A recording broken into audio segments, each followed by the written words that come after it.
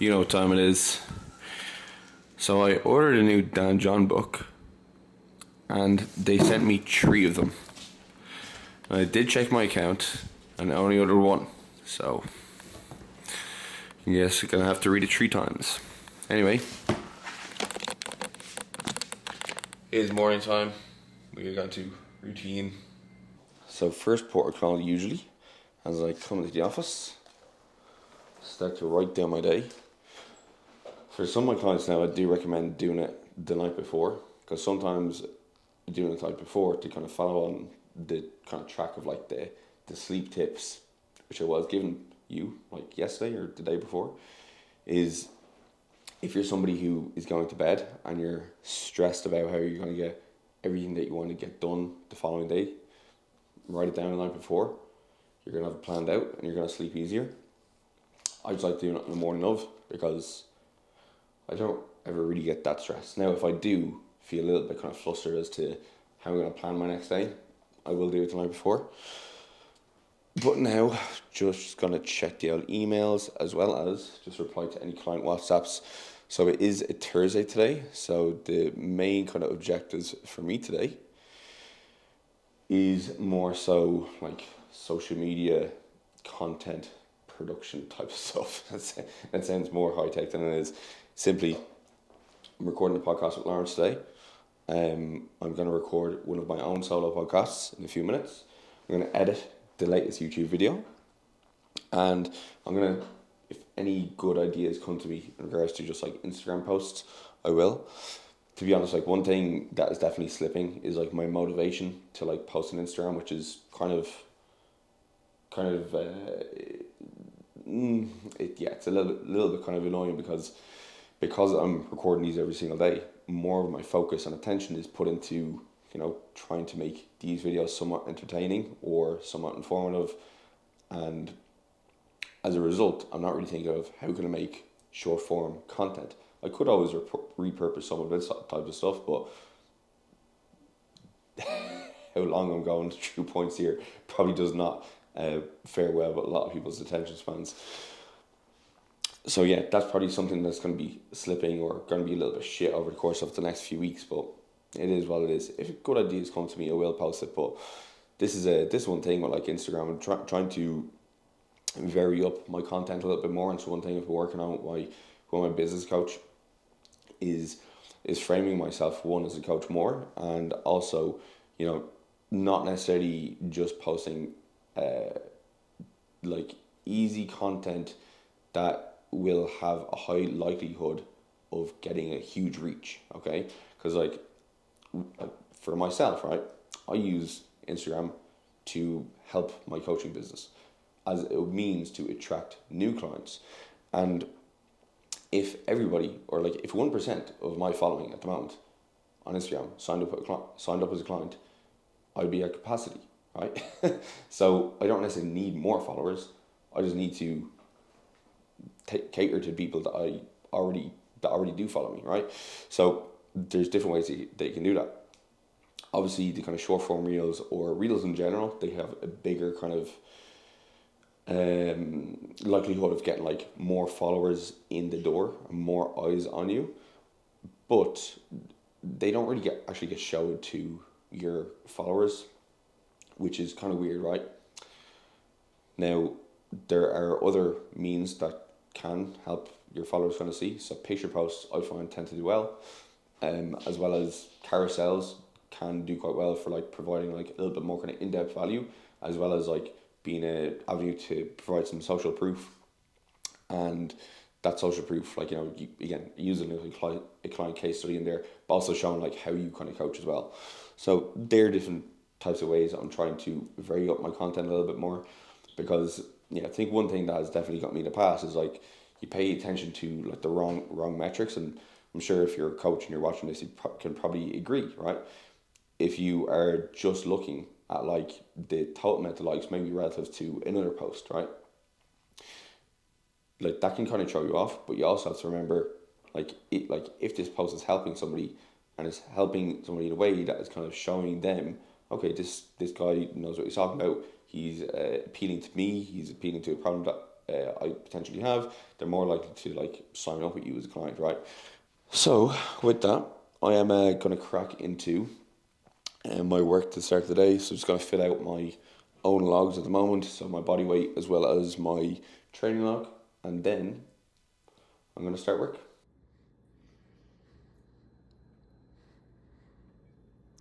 Beautiful as always.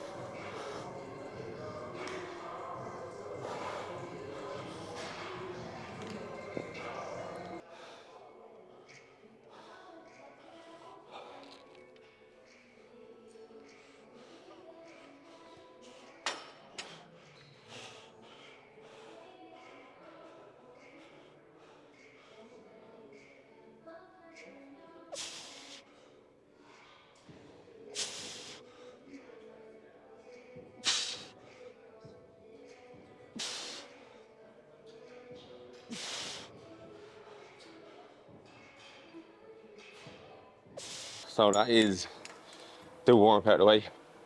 So haven't been doing the sled pulls or sled drags for any specific reason other than they've been getting me warm. And I actually do feel like my knees are a lot more like kind of pumped after doing it. Obviously I'm doing a couple of drags and pulls up and down.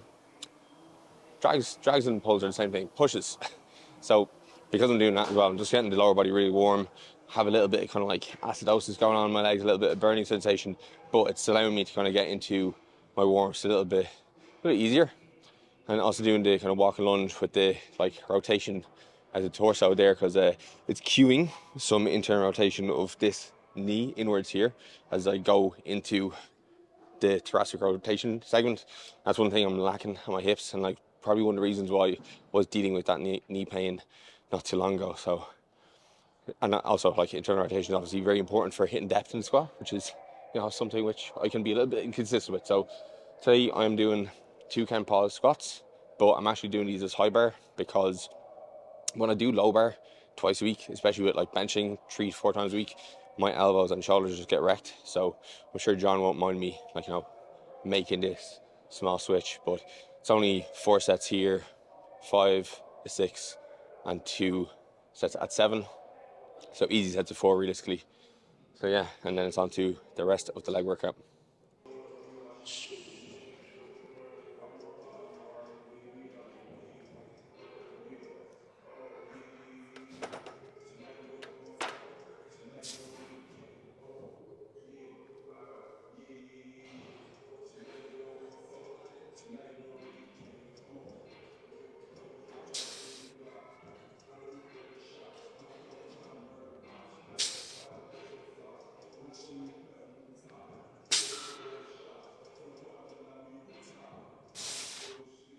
One thing I want you to try pay attention to when I'm actually getting into this set, and something I've been really focusing on over like the last few months, is nailing my bracing pattern. So you'll see when I am setting up, I don't rush myself. Take my time as I underneath the bar, make sure I'm stacked underneath the bar. Then as I take my walk out, before I actually breathe in, I actually exhale, right? So when I exhale, it's kind of bringing my kind of ribs and my pelvis into kind of neutral position, right? So it's going to be stacking these. And then essentially what I'm going to do is I'm going to start to lean back, going to find this bar over the center of my foot, which is going to allow me to essentially be the most balanced through the descent, as well as feel as powerful as possible for an bottom position. A lot of times what like a Paul Scott is going to try to do is try to improve your control into depth, but also to try to find that mid-foot position. Now if you can do that, you're going to be controlling the bar in like the perfect position, so that when you come out of the bottom, you'll almost feel as if you're getting assisted. And that's kind of what it should feel like. You should feel powerful from the bottom. If you feel like you're getting pulled out of place, it's probably because that bar is kind of misaligned with that midfoot position. But a lot of that starts with how you actually set up with the bar. Like when you're kind of in your early days, you probably won't notice this so much, but as you get more advanced, you get stronger and the weight starts to pile up, you're going to really notice the difference between a bad brace and a great brace, as well as finding that kind of midfoot position. If you struggle with depth, it could be midfoot, it could be internal rotation of the hip. A lot of times it is that kind of bar path being misaligned with the middle of the foot. So pay attention to your bracing, pay attention to bracing. Depth's going to be better. It's going to be easier to find midfoot as well, because you're taking more time unracking the bar.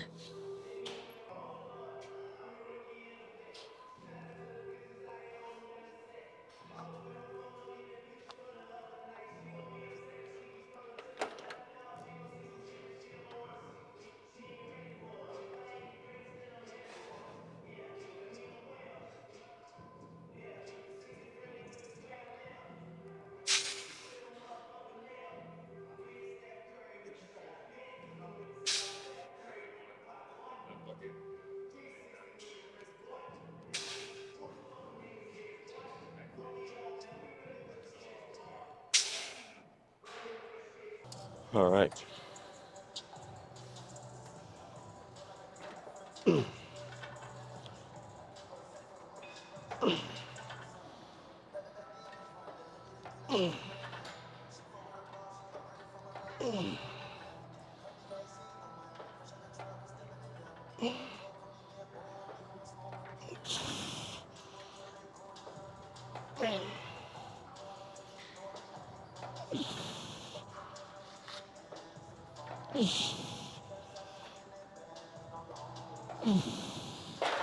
It's actually wild, like the discrepancy between when I had knee pain and now that I don't.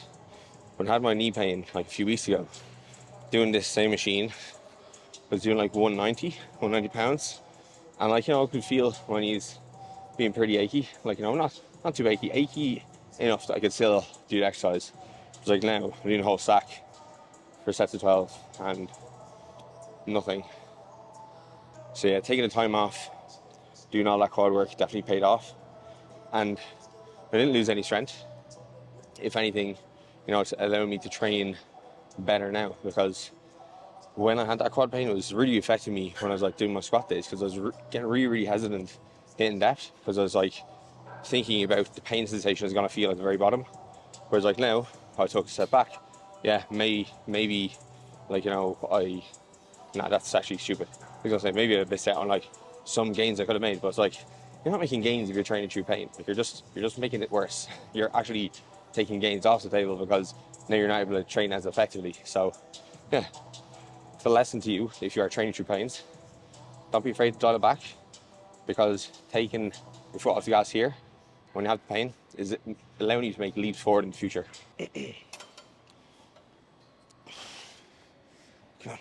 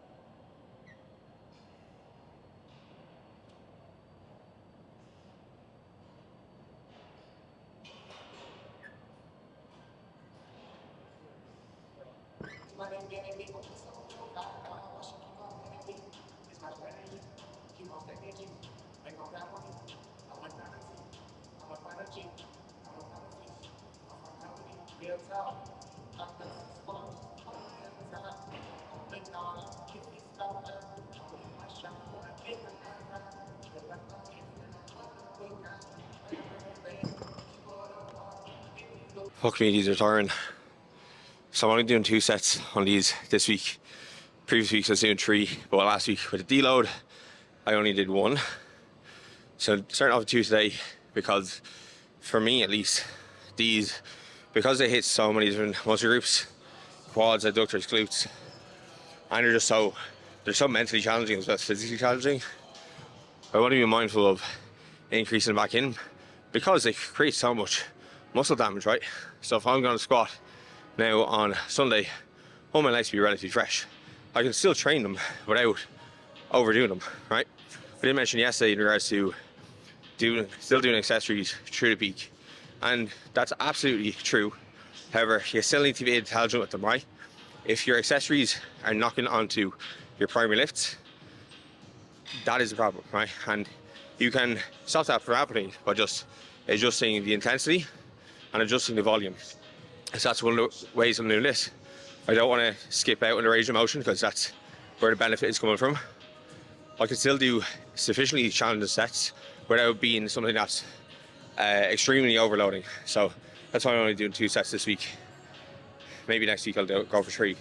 We'll see. We'll see how squats go this week on Sunday, and maybe we'll add in a 3rd set next week. But then again, we don't need to add it in. But what's the point?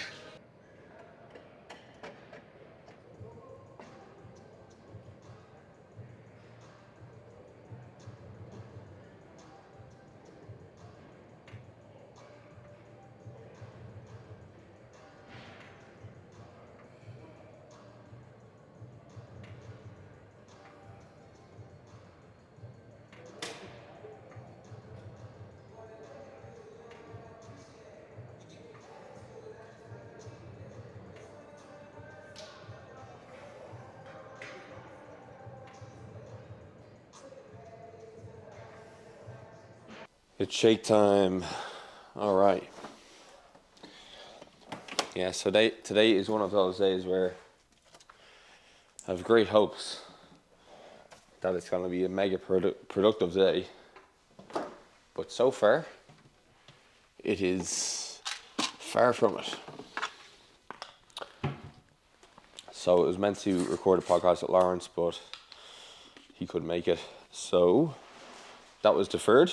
And what I did instead was I've been looking into getting like some merch, like, some stuff for my athletes essentially to wear at their powerlifting meets, and for me to be able to wear to represent my own brand, because I wear so much of other people's stuff, like other people's coaching companies t-shirts. I'm like, why don't I wear more of mine or get some for my clients? Because it's a very easy way to, number one, help people feel like they're kind of part of something, as well as it is advertising. If I think of, if you watch this video, if you're watching these videos, you probably know that I trained in abs for years, abs in Dublin, and like, if you go into abs, everybody is wearing like the club tracksuit, the club t-shirts, and like there could be like 200 people in the gym all wearing the same stuff, and they go out into the wild, and that's phenomenal marketing for the gym. So I want to do some of that myself. But also, you do want to make it so that they're actually nice to wear. So I was looking into that and kind of setting up some kind of store on my website. So it is live now. So if you want to buy some, you can. To also kind of encourage, clients and everything to buy them more. I am not taking any percentage. I think the price margin or the profit margin is something like 5% or something like that. You can adjust it all the way to 40%, but ultimately I don't really give a fuck. I'm not trying to make money off t-shirts. Also had a call with a nutritionist. So getting a nutritionist has been something I've wanted to do for a little bit of time now, but it was just him and Han about pulling the trigger, and it's not because my nutrition is in dire straits or anything like that, but I would like a little bit of thought process taken out of the weight cut, the meat of the ab series, because it is going to be a 24-hour weigh-in, and I don't want to have to overthink it. The last competition I did, I was meant to do a weight cut during the week, and I just ended up like overthinking the process and like taking my foot off the pedal and just like not doing it, not following through, and I don't want to do that. And it's funny because like I was speaking with her name is Melissa. She works with Reformance coaching, and like she was agreeing with me, and in the sense that like you could be doing all these plans for other people, because I help a lot of my clients cut weight for competition too, and you can be making that plan and have full confidence in the fact that it's going to work for them, and they have full confidence in the plan, right? But then when you do the same thing for yourself, because you know what you know and you're only doing it by yourself, you don't really have it kind of laid out by somebody else, you almost like lack confidence in yourself. And I suppose this is one of the reasons why coaching is so beneficial, isn't it? It's because a lot of people get into this pattern with themselves. They're constantly changing their program, they're always second guessing, and when they have the plan laid out from somebody else, it's easier for them to stay the course, right? Because they have that little bit of accountability and that little bit of guidance to say trust the process. So essentially that's why I have hired her and reached out to her.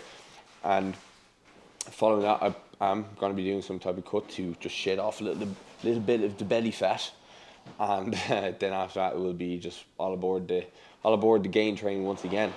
Out for our evening walk, and I'm just after remembering that I forgot to bring a book with me that I was meant to return to the library. It's a week overdue. Oh, look, I don't think they're going to send me to prison over it. But anyway, yeah, today has been a little bit of a flop on my end. Just one of those days where my brain is just not cooperating in regards to output, and I think it is a little bit of a trap when you are working as like a self-employed coach. Yeah, potentially I always feel like I should be doing something, and say for example, as I mentioned earlier on in the video, like I kind of reserved this like later half of the week to do content related things, and sometimes when the ideas are there, and you're able to kind of just flesh them out, get some posts down, feel very inspired, but when it's not there, it's not there. You simply can't force it. It's like forcing a fart. If you have to force it, it's probably a shit.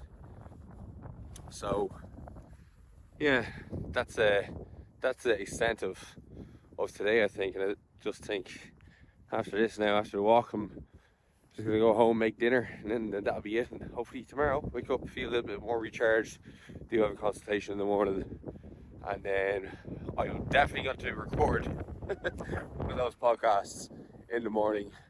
And yeah, just tomorrow is another day.